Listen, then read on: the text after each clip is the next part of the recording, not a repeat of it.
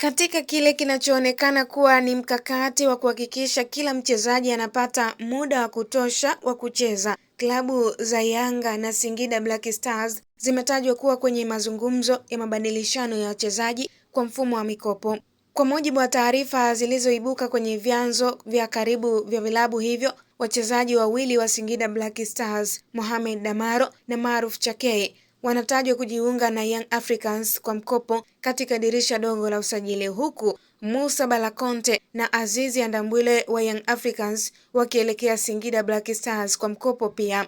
Mpango huu unaonekana kuwa na nia ya kuimarisha vikosi vya pande zote mbili kwa mujibu wa mahitaji ya benchi la ufundi, ambapo Singida Black Stars wanahitaji kuimarisha safu ya ulinzi na kiungo, huku Yanga wakitafuta kuongeza chaguo zaidi katika safu ya kati kuelekea mechi za kimataifa.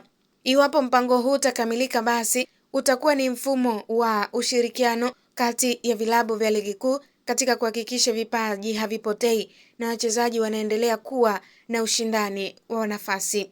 Mashabiki kwa sasa wanasubiria kuthibitishwa rasmi kwa taarifa hizi na kuona namna usajili huu wa mkopo utakavyoathiri muonekano wa vikosi vyao katika mzunguko wa pili wa ligi kuu na michuano ya kimataifa, huku baadhi ya wachezaji wakitajwa kuachwa katika dirisha hili dogo la usajili ndani ya Young Africans. Wachezaji hao ni pamoja na Andy Boyeri Tembo ambaye alisajiliwa dirisha kubwa, matarajio makubwa ambayo yalitarajiwa na mashabiki na viongozi wa Young Africans.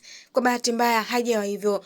Mchezaji mwingine ni Mohamed Dumbia na Celestine Yakua ambao walisajiliwa pia katika dirisha kubwa la usajili, wakitumainiwa kusaidia timu katika mashindano ya kimataifa, lakini pia kwa ligi ya ndani. Isivyo bahati, wachezaji hawa hawajaonyesha kiwango kikubwa kama ilivyotarajiwa. Hivyo panga la usajili litakapopita, wataweza kupita nao hawa wachezaji. Kasako Media, tunaangazia maisha, tunaandika kesho.